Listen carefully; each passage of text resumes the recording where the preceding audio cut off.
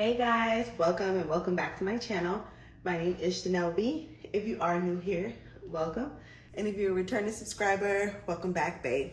Okay, so while I try to get myself all adjusted, I have some news. If you guys don't follow me over on Instagram, what are you doing with life?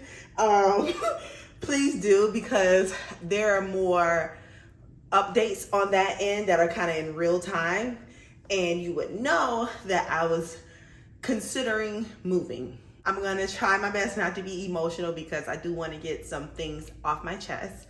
First, to give you some context and a little bit of background as to why this move for me is so special. And if I'm looking outside, it's because I'm overlooking the city. I'm gonna turn the camera around so you guys can see it. But I'm overlooking this city, and it's just like, I just cannot believe I did this. So, born and raised in Miami, I have always dealt with a lack of self-love. Growing up, I was always different. I dressed different, I walked different, I talked different than everybody that was in my neighborhood. My neighborhood, I was born and raised in Liberty City. If you know anything about Miami, then you know Liberty City is, you know, that neck of the woods. It was not a super easy place to grow up, but it wasn't super horrible, right? It was working class people who were really just trying to make it. Everybody were, you know, kind of in family settings. For the most part, it was a lot better back then than what it is now, right? So I dealt with low self-esteem and low confidence for a very long time. I was like I was the oldest of 3 siblings, but I dealt with self-love, a lack of self-love and lack of self-confidence because I wasn't the pretty sister. I wasn't the sister with the nice body. I wasn't the sister that was most liked. If y'all know anything about them firstborn daughters, y'all know we do not have it easy, okay? There was a lot of lack of compassion and warmth when it came to raising me specifically because, you know, I grew up in a single parent household. So my mom had to tend to my 2 younger sisters, and I kind of had to just like fight my way through whatever little attention I can possibly get. During my therapy sessions, I realized that I was ridiculed and talked about a lot more than being corrected. So like, for example, when I would do something bad, it became like a topic of discussion amongst like everybody who was close to me, who helped raise me, as opposed to someone just sitting me down and saying, hey, Chanel, this is not nice. Let me tell you why this is not nice, and let me tell you why you shouldn't do that, right? I didn't come from that type of background, right? I was I hate to say kind of because I know the truth behind it, but I was somewhat of the black sheep in my family. I know, hard to believe, right? I was, as I mentioned before, I was the least liked. I was the most misunderstood. My biological father was not present in my life.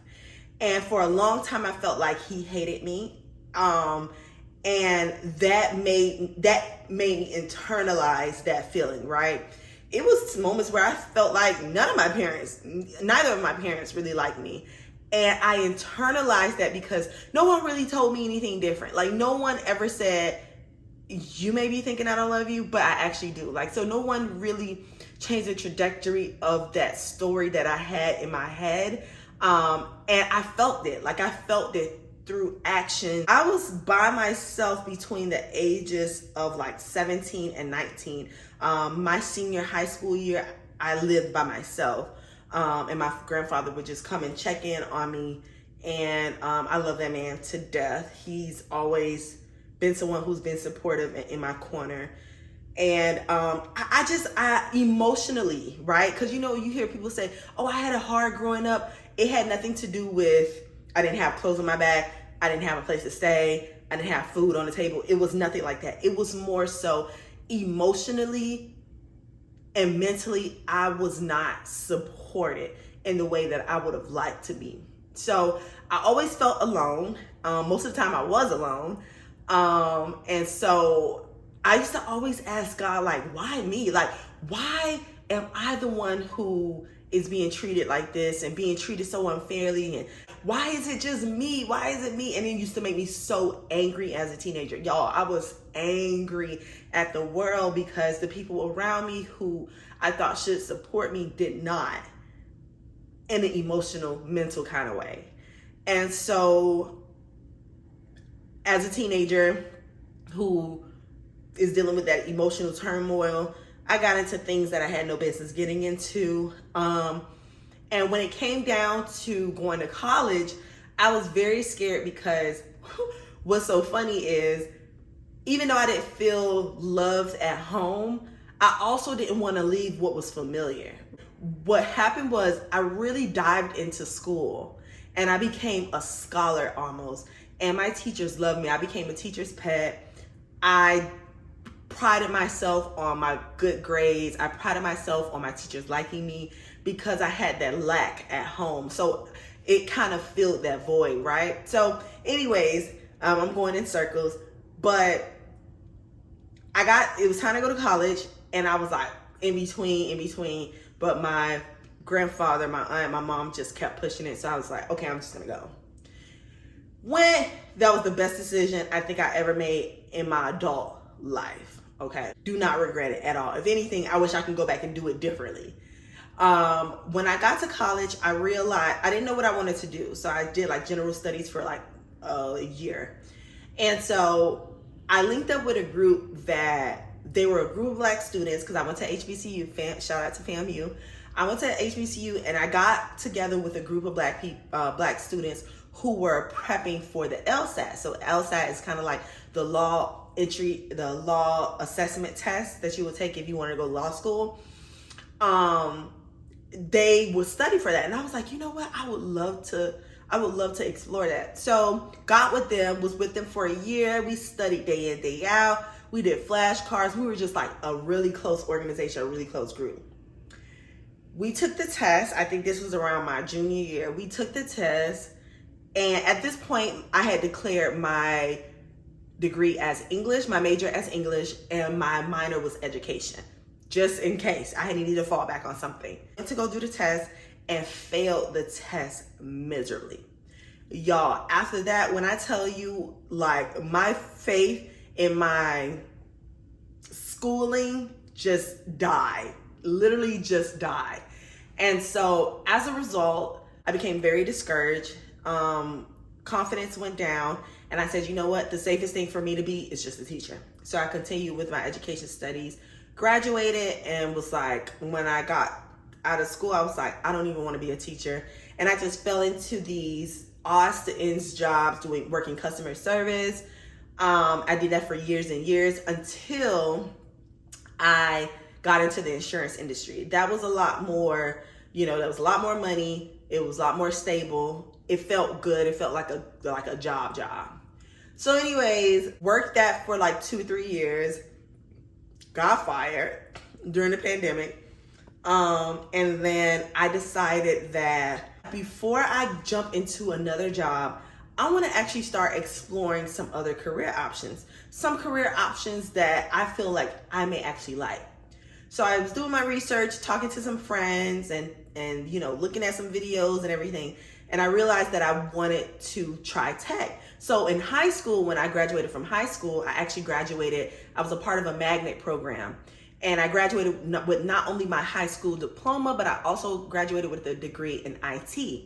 So your girl has always been very savvy when it comes to information technology. So I was just like, this is such an innovative kind of career, forever changing, forever getting better. I was like, I would definitely love to be a part of this industry. Tech has always been very, very intimidating because growing up in Liberty City, Black girl in a Black neighborhood in Miami, you don't really get to see a whole bunch of super professional people, and especially not people who are in the tech field, right? That was just something that just was not common amongst us amongst Black folks in Miami. And so I really was down on my luck. Y'all know, if y'all watched one of my last videos, I dealt with some microaggressions in this apartment building that I was in. I wasn't super in love with the place, but it was the only place that I could afford. And I got to the point where I was like, you know what? I never want to end up living in a place that I don't want to live just because that's the only place I can afford. I want my options to be limitless. So in order for my options to be limitless, I need to make more money. And so my content creation last year was awesome. I made a salary off of that. However, I feel like I'm strong, I'm beautiful, I'm capable. Why not have more streams of income? Like, I always feel like it's two sides to me. It's a creative side and it's a more technical kind of difficult side to me. That technical difficult side is the part where I would want to have my 9 to 5 as an executive, working in my big office, overlooking the city. Like, that has always been a dream of mine. But I was very discouraged after bombing my LSAT test. And I just felt like I just need to go into having a mediocre life because that's going to be the safest. It's going to cost the less money. It's not going to really take a whole lot out of me. Let me just stick to what I know. But I got to a point one morning where I just woke up and I was like, this can't be life. Like, content creation is super fun. It is super lucrative, but I want to do more. I feel like I can do more. Like, I want to do more. I will never be this young. I will never be this beautiful. I will never be this sharp in my mind. My bones will never work this good. My mind, my brain will never work this good ever again. Why not push it to the limit until I can't no more? And that is the season that I'm in right now, y'all, for 2024. I am in this phase where it's just like, we working. Like, we working. And then we playing. Like, so we got to work in order to play. Like, the way I want to play, y'all, listen, the way I want to play, y'all don't even understand. So this year is all about hard work. Like, I'm not even playing this year with anything, with nothing. So I still have contracts out the wazoo right now with brands, fashion brands that I'm doing work for. And I think I'm really booked with brand deals up until March. And now I have secured, in addition to that, I have secured my dream 6-figure job. And that's what brings me to the Midwest. So guys, I packed all of what I can in 3 large suitcases and I moved to Minneapolis, Minnesota. I was made an offer that was undeniable. Like, I had to take it. Like, I would have never gotten an offer that sweet in Miami. I am so happy, y'all. I'm so nervous. Y'all, I cried like a baby in my baby sister's arms. She really the big sister. But I cried like a baby in my sister's arms, in my granddaddy's arms, in my mom's arms, because I was so scared, y'all. And if I'm being honest, up until now, I'm still scared because this is such a big girl move for me. I have played with the idea of moving away from Miami so many times. I've moved from Miami to Tallahassee for college. Then I moved back to Miami. Then I moved to Jacksonville. Then I moved from Jacksonville to, I think, like Tampa for like 2 weeks. And then I came back home and I was just like, this place is just not for me. I completely outgrew Miami. I outgrew Miami since I was in college. If we really want to keep it a buck, my mind and what I wanted had surpassed what was in Miami, right? I'm not bilingual, so that already puts me at the bottom of the totem pole. Don't matter how much work experience, no matter what degree I have, it just would have never worked in Miami. So I said all that to say that I'm so happy. I'm so excited about this move. I'm so nervous, y'all. I know you guys want to see the apartment, and I'm going to show y'all in a few minutes. I literally prayed to God and asked God. I said, God, if you can put me in a position to where I'm doing well before my grandfather leave this earth, like, you don't have to do anything else for me. I just want my dad to be alive to see me do well. And the day that my dad saw me leaving and packing my things and getting on that plane, it was just like, it was up from there. And I was like, thank you, Jesus. Everything that God said that he was going to do for me, he is literally doing. Like, there was so many times, y'all, I thought about like not living. I thought about just all types of things, because I felt like I had no love. I felt like I had no support from family, from friends. And it was just so many nights and so many days that I felt alone. And it's like God just completely snatched me up. God completely snatched me up and was like, no, it's not going down like that. You're not going to give up on yourself like that. I'm going to show you.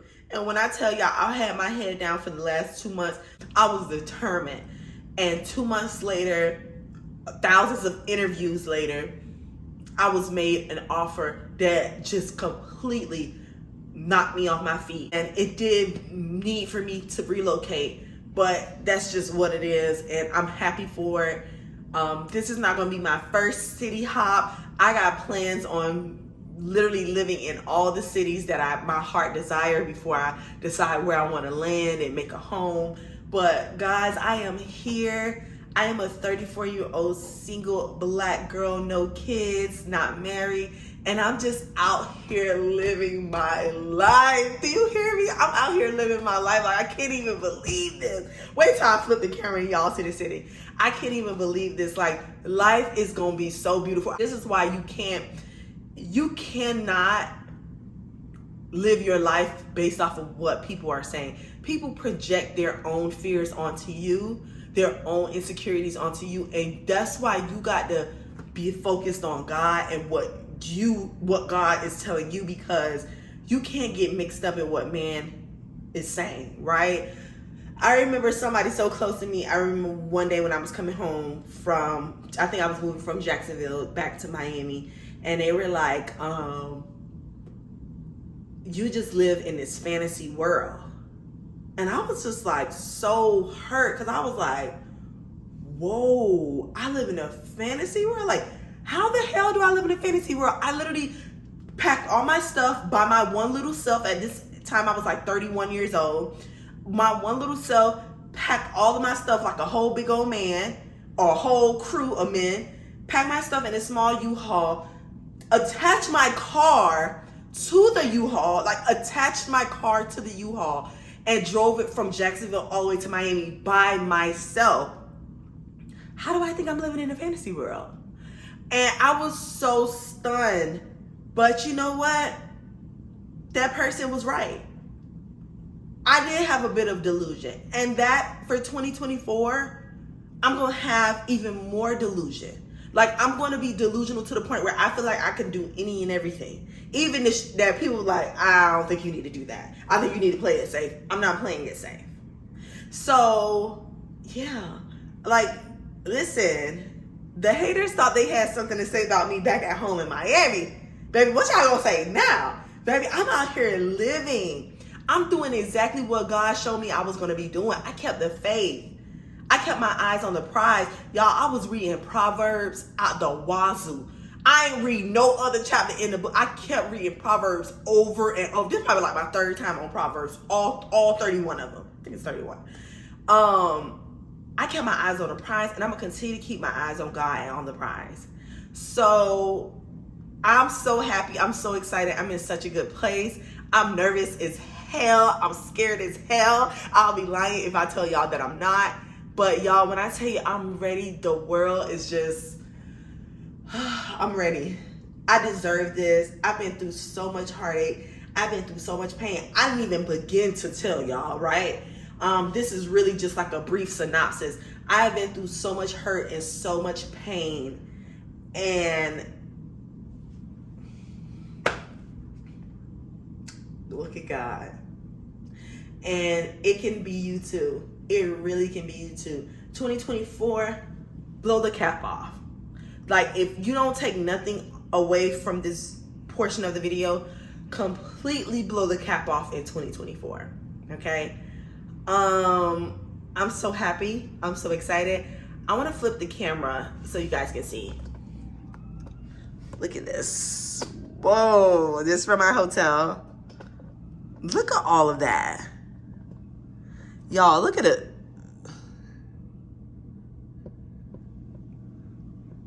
I'm gonna just say this too before I go ahead and show you guys the apartment.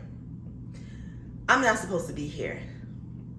Statistically, I am not supposed to be here. The reason I say that is because I was born to a single mother of 3. I'm the oldest.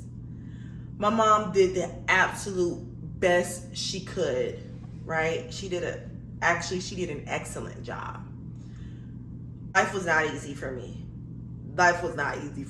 But I'm here, and it's only because of the grace of God. It has no doing of my own, right? I probably pushed the needle a little bit to get it going, but it's really by the grace of God. So much so that the apartment that I'm about to show y'all, I got denied for this apartment 3 times. 3 times, y'all. I got denied for the apartment 3 times. My dad stepped in and helped, and I'm forever grateful to that man. Because of him, this move was it was very easy for me. Very easy. Single black female from Liberty City, Miami, 34 years old, no children, no real responsibilities.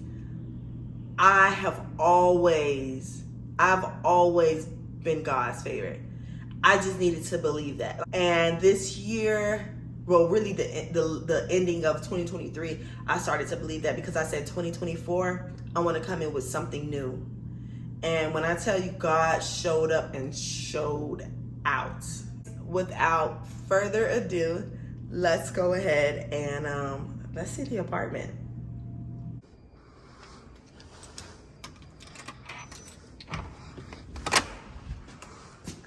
So, guys, this is the coat closet. Right when you walk in the door, coat closet is here. Look at that. First of all, the ceiling to here is really, really tall. It's a high ceiling. So this is the kitchen.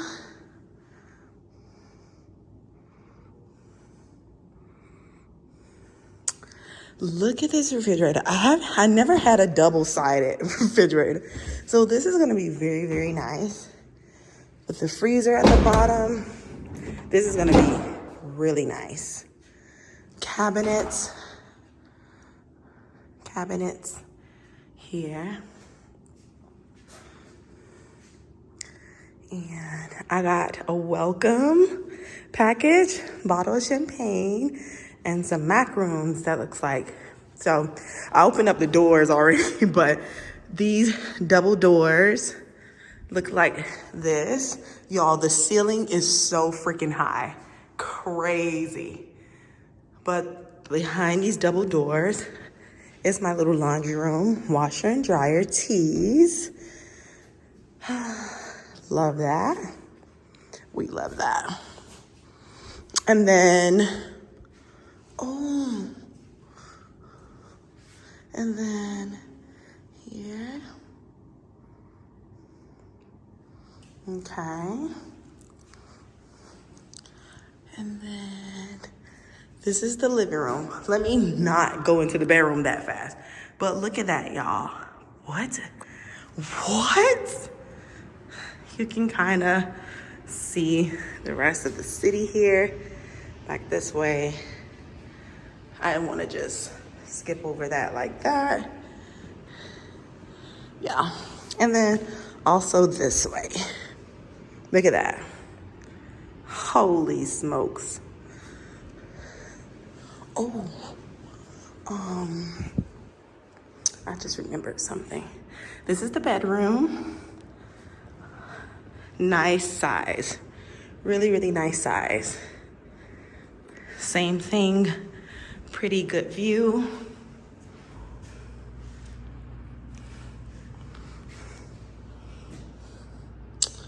And then, $500. And then here, got some, hey y'all, got some nice storage space here. And then look at this, y'all, a bathtub. It's far up, a bathtub. And then it's a double-sided sink. I love that. And then also a shower. I feel like I'm rushing through, but y'all, can I just tell you, I'm exhausted, okay? I've been on the go since I got here, which is Wednesday, and today is Friday. I feel like I haven't been able to like sleep, but yeah, so this is it. My closet. Look at my closet. It's already nice and organized. I love that. So yeah, that is my apartment, guys. This is where I'm gonna be for the next year and some change. I'm excited. I'm excited. So guys, thank you so much for just your unwavering support. 2024 is really gonna be the biggest year for us. I'm claiming it in the name of Jesus. I'm about to go to Target because I need stuff. I have nothing. Thank you guys so much for tuning in, for being here. I hope this inspires you, gives you some type of inspiration, some type of motivation. And I will see you guys in the next video.